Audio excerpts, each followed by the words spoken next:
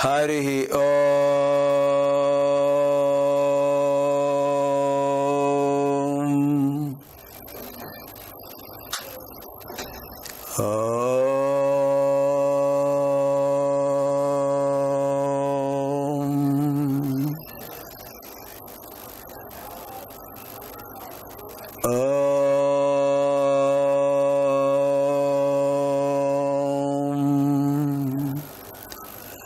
శ్రీ గురుభ్యో నమః.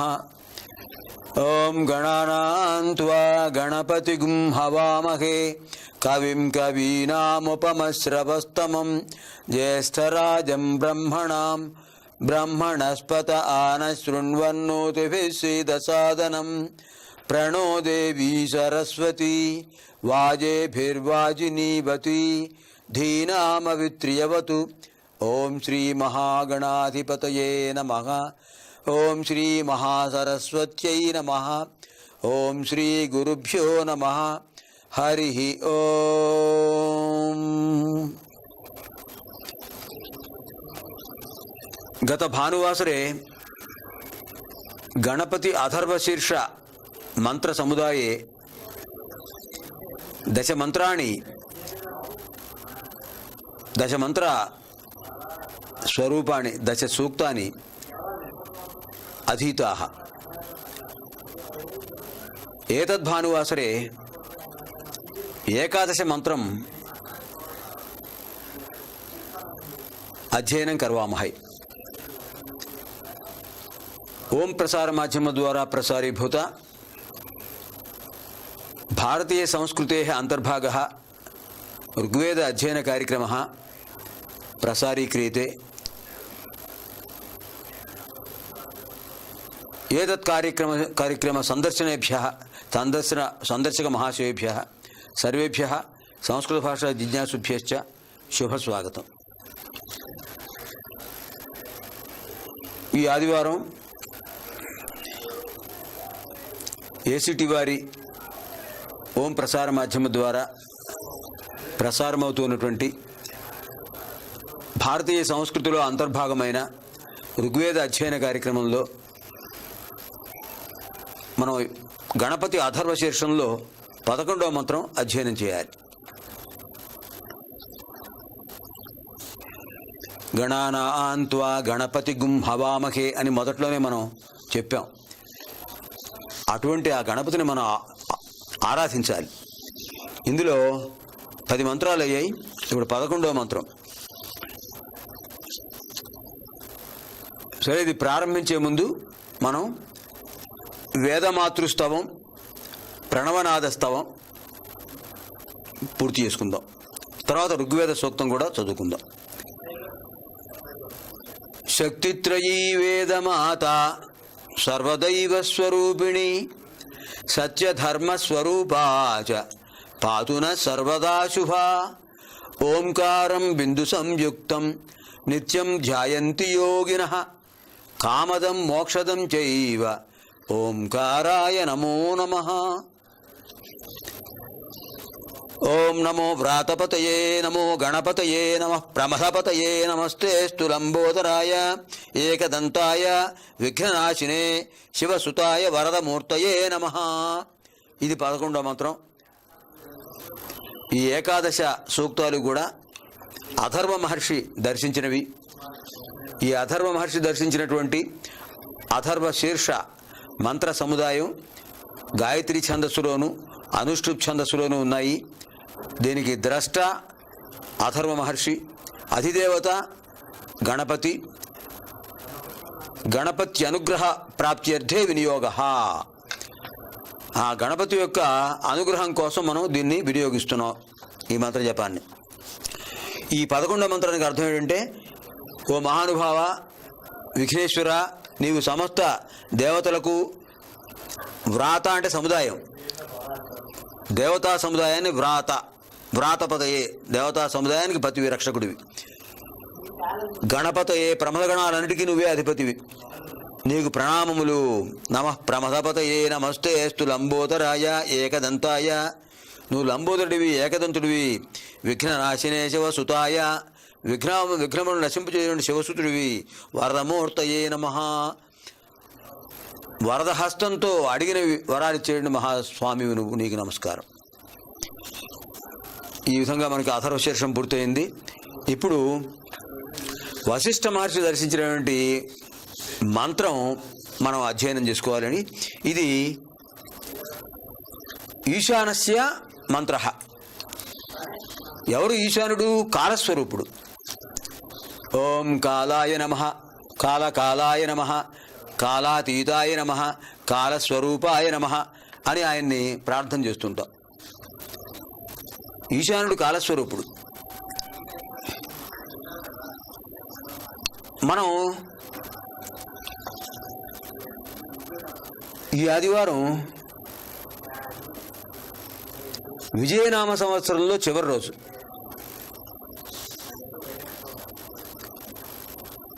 కాలస్వరూపుడు పరమేశ్వరుడు. ఈశానాయ నమః, కాలాయ నమః, కాలకాలాయ నమః, కాలాతీతాయ నమః, కాలస్వరూపాయ నమః. ఆ కాలస్వరూపుడైన పరమేశ్వరుడికి నమస్కారం చేస్తూ ఈ మంత్రానికి అధిదేవత ఈశానుడు, దర్శించినవాడు వశిష్ఠుడు, ఛందస్సు గాయత్రి అనుష్టుప్పు. ఈశానస్య అనుగ్రహ ప్రాప్త్యర్థే వినియోగ.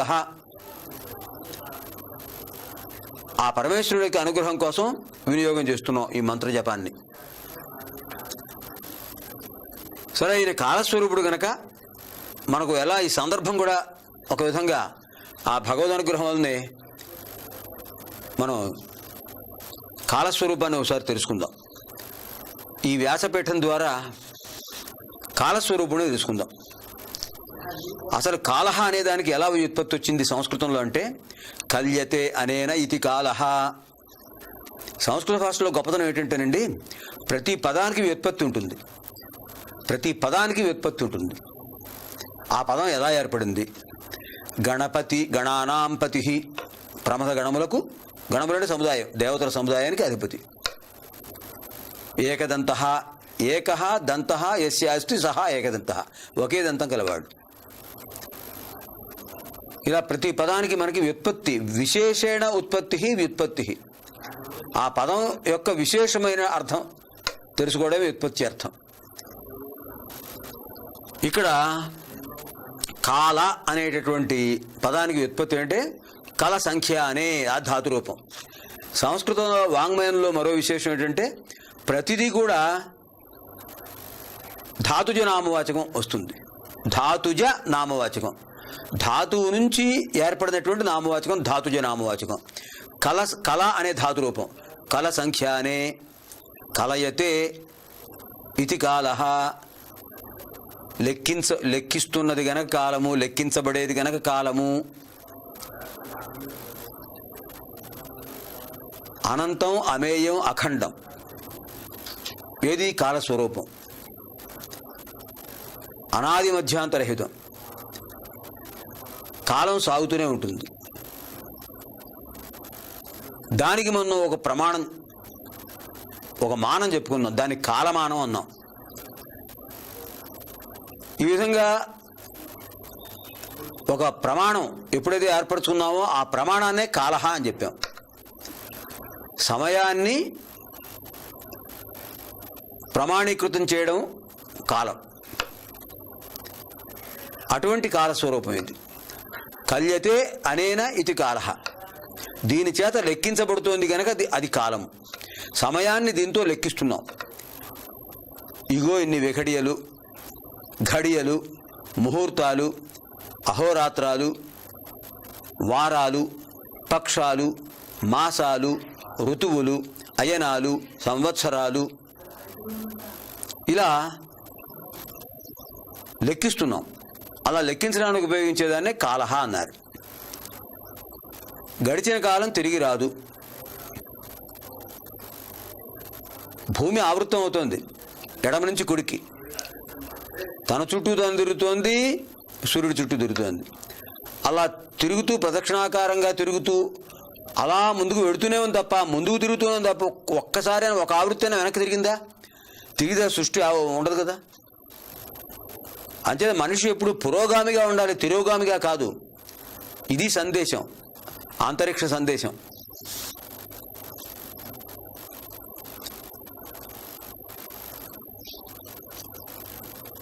యుగాది సంస్కృత పదం. యుగస్య ఆది యుగాది.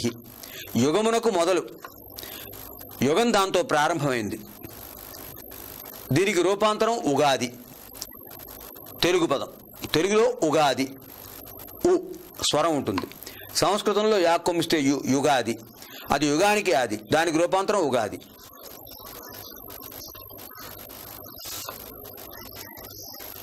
కృతయుగం, త్రేతాయుగం, ద్వాపరయుగం, కలియుగం. కలియుగం 4,32,000 సంవత్సరాల ప్రమాణం. ఇంకొక 4,32,000 కలిపితే 8,64,000 సంవత్సరాలు ద్వాపరయుగం. దానికి ఇంకో 4,32,000 సంవత్సరాలు కలిపితే త్రేతాయుగం. దానికి మరో 4,32,000 సంవత్సరాలు కలిపితే కృతయుగం. మొత్తం 4 యుగాల యొక్క ప్రమాణం కలిపితే 43,20,000 సంవత్సరాలు. ఇది మహాయుగ ప్రమాణం. బ్రహ్మ సృష్టిని ప్రారంభించింది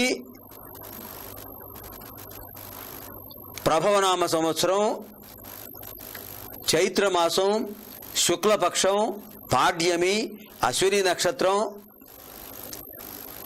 విష్కంభయోగం, భవ కరణం. పంచ అంగములు ఉంటాయి: తిథి, వార, నక్షత్ర, యోగ, కరణ. తిథి శుక్లపక్షంలో పాడ్యమి, వారం భానువారం,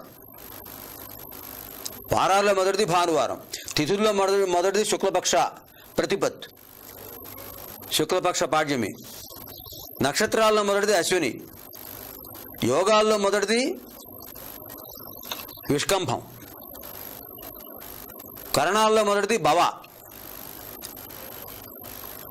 తిథులు శుక్లపక్షంలో 15, కృష్ణపక్షంలో 15. పూర్ణిమ ముందు 14 రోజులు, పూర్ణిమతో కలిపి 15 రోజులు శుక్లపక్షం. అమావాస్య ముందు 14 రోజులు, అమావాస్యతో కలిపి కృష్ణపక్షం. అక్కడ 15, ఇక్కడ 15, 30. ఈ మూడు కూడా ఈ మొత్తం 30 రోజులు కూడా చంద్రుడు భూమి చుట్టూ తిరగడం వల్ల ఏర్పడుతున్నవి. దీన్ని ఒక మాసం అంటారు, చాంద్రమానం. చంద్రుడి యొక్క గతిని బట్టి, గమనాన్ని బట్టి ఏర్పడేది చాంద్రమానం. ఈ చాంద్రమాన కాలమానం మహారాష్ట్ర ప్రాంతం వాళ్ళకి, మా తెలుగు ప్రాంతం వాళ్ళకి, కర్ణాటక ప్రాంతం వాళ్ళకి సమానంగా ఉంటుంది. ఈ 3 రాష్ట్రాల వాళ్ళు చాంద్రమానాన్ని పాటిస్తున్నారు. భారతదేశంలో ఉత్తరప్రదేశ్ మొదలైన కొన్ని భాగాలు, కొన్ని రాష్ట్రాలు సౌరమానం పాటిస్తాయి. మరికొన్ని ప్రాంతాలు బార్హస్పత్యమానం, అంటే సూర్యుడిని బట్టి, సూర్యుని యొక్క మార్గనిర్దేశంలో ఏర్పడేవి సౌరమానం. సూర్యుడు ప్రతి మాసంలో ఒక రాశిలో ప్రవేశిస్తుంటాడు. మేషరాశి నుంచి మేషం నుంచి మీనం వరకు 12 రాశుల్లో ఒక్కొక్క మాసంలో ప్రవేశిస్తూ ఉంటాడు కనుక మేషమాసం, వృషభ మాసం అలా వస్తాయి సౌరమానంలో. బార్హస్పత్యమానంలో బృహస్పతి దేవగురు, ఆయన యొక్క చలనాన్ని బట్టి ఏర్పడేది బార్హస్పత్యమానం. మనకి ప్రమాణం చాంద్రమానం. ఈ చాంద్రమానంలో ఇప్పటికీ 27 మహాయుగాలు గడిచాయి. బ్రహ్మదేవుడు సృష్టిని ప్రారంభించింది మొదటి మహాయుగంలో. ఆయన సృష్టి ప్రారంభమైంది మొదటి మహాయుగంలో ప్రభవనామ సంవత్సరంలో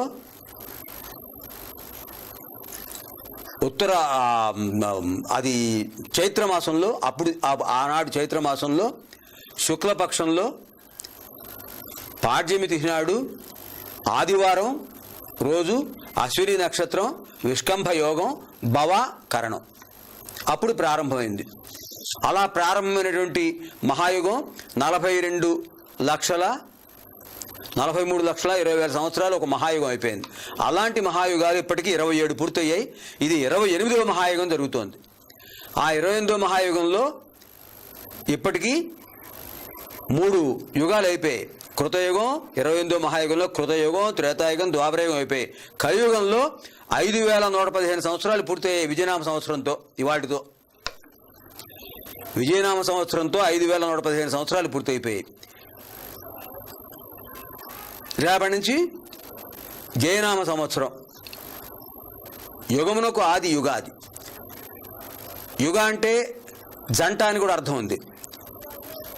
ఉత్తరాయణం దక్షిణాయనం రెండు కలిపితే సంవత్సరం అవుతుంది. సూర్యుడి యొక్క దిశానిర్దేశం వల్ల ఉత్తరాయణం దక్షిణాయనం ఏర్పడుతుంది. భూమి సూర్యుడి చుట్టూ తిరగడానికి సంవత్సరం పడుతుంది. ఒక భాగం ఉత్తరాయణం, రెండో భాగం దక్షిణాయనం. ఈ విధంగా యుగ అంటే జంట. రెండు అయనముల యొక్క జంటను యుగం అని కూడా అంటారు. అంటే ఒక సంవత్సరాన్ని యుగం అని కూడా అంటారు. ఒక యుగం, ఒక మహాయుగం, సంవత్సరం కూడా ఒక యుగమే. ఆ విధంగా చూసినట్లయితే ప్రతి సంవత్సరం మనం జరుపుకునేది ఒక సంవత్సరాది, ఒక యుగాది. ఇప్పుడు జయనామ సంవత్సరాది. ప్రభవ నుంచి అక్షయనామ సంవత్సరం వరకు 60 సంవత్సరాల పేరున్నాయి. ఈ 60 ఆవృతం అవుతూ ఉంటాయి. ప్రభవ నుంచి అక్షయనామ సంవత్సరం వరకు 60 సంవత్సరాల్లో విజయనామ సంవత్సరం 27వది. జయనామ సంవత్సరం రేపటి నుంచి ప్రారంభమయ్యే జయనామ సంవత్సరం 28వది. 28వ మహాయుగంలో 28వ సంవత్సరం ప్రభావి సంవత్సరాల్లో. ఎంత విశేషం ఎలా కలిసిందో చూడండి. ఆ విధంగా కాలమానం జరుగుతూ ఉంటుంది. కాలస్వరూపం. ఆ కాలస్వరూపుడి యొక్క ప్రభావం వల్ల ఋతువులు ఏర్పడుతున్నాయి. చైత్ర వైశాఖాలు చైత్రమాసంలో ప్రారంభమవుతుంది. యుగాది నాడు జయనామ సంవత్సరాది పర్వదినోత్సవం. అది ఒక పర్వదినోత్సవం కనుక మొదటి రోజే పర్వదినోత్సవం. అదే భారతీయుల్లో గొప్పదనం. భారతీయ తత్వం, ఆధ్యాత్మిక తత్వంలో విశేషం ఏంటంటే ప్రతిరోజు పర్వదినమే, ప్రతిరోజు పండుగే, ప్రతిరోజు భగవంతుని ప్రార్థిస్తాం.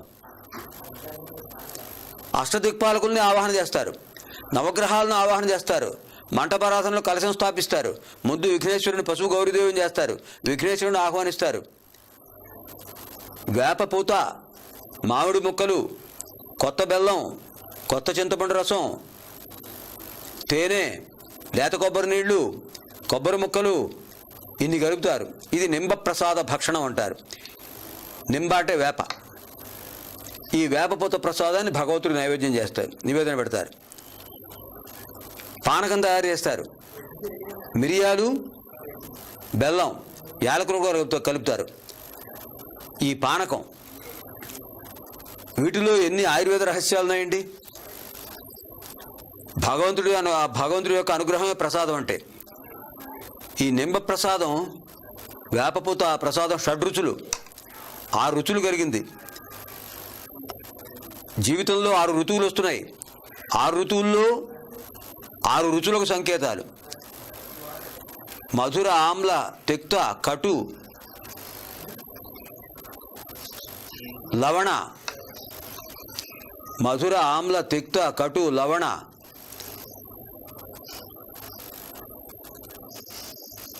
రుచులు, కషాయములు. ఈ విధంగా షడ్రుచులు.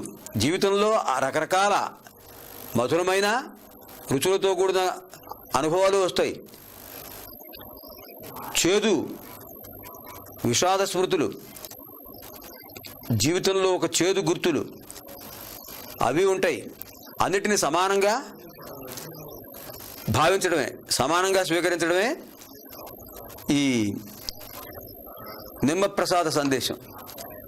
వేపపూత శరీరంలో కల్మషాలని పోగొడుతుంది, వ్యాధిని కలిగించే క్రిముల్ని దూరం చేస్తుంది వేపపూత.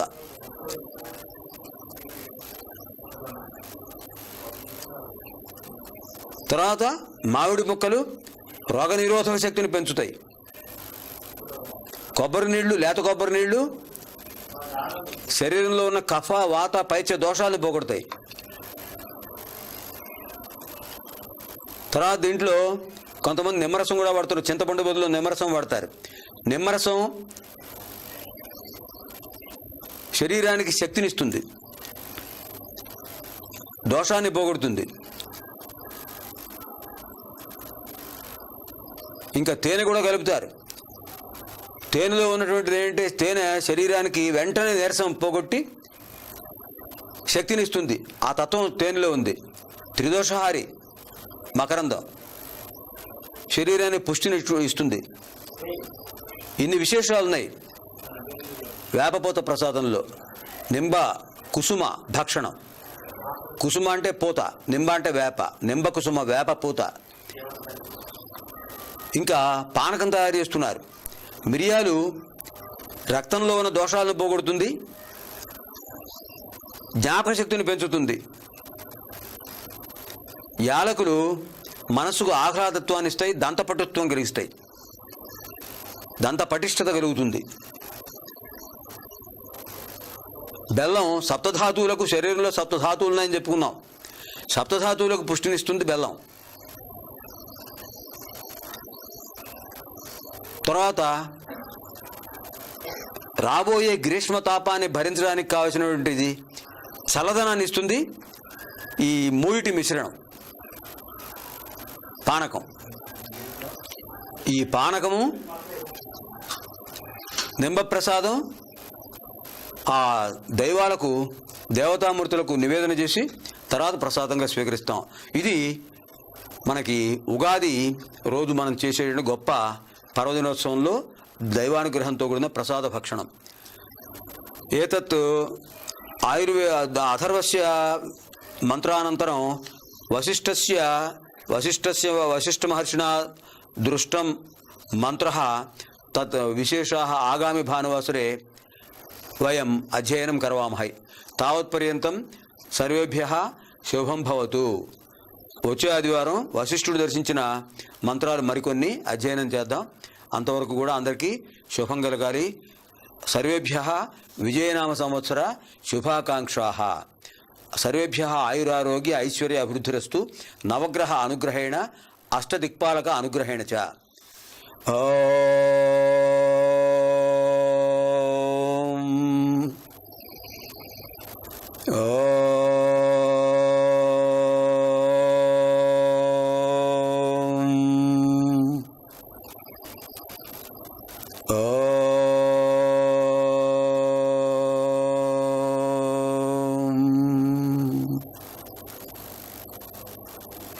కేయూరాణి న భూషయంతి పురుషం హారాన చంద్రోజ్వలాః న స్నానం న విలేపనం న కుసుమం నాలంకృతా మూర్ధజాః. వాణ్యేకా సమలంకరోతి పురుషం యా సంస్కృతా ధార్యతే క్షీయంతేఖిలభూషణాని సతతం వాగ్భూషణం భూషణం. సహనావవతు సహనౌ భునక్తు సహ వీర్యం కరవావహై తేజస్వినావధీతమస్తు మా విద్విషావహై. ఓం శాంతి శాంతి శాంతి. స్వస్తి ప్రజాభ్యః పరిపాలయంతాం న్యాయేన మార్గేణ మహీం మహిషాః. గోబ్రాహ్మణేభ్యः శుభమస్తు నిత్యం. లోకాః సమస్తాః సుఖినో భవంతు. అసతో మా సద్గమయ తమసో మా జ్యోతిర్గమయ మృత్యోర్మా అమృతం గమయ. ఓం శాంతి శాంతి శాంతి. స్వస్తి.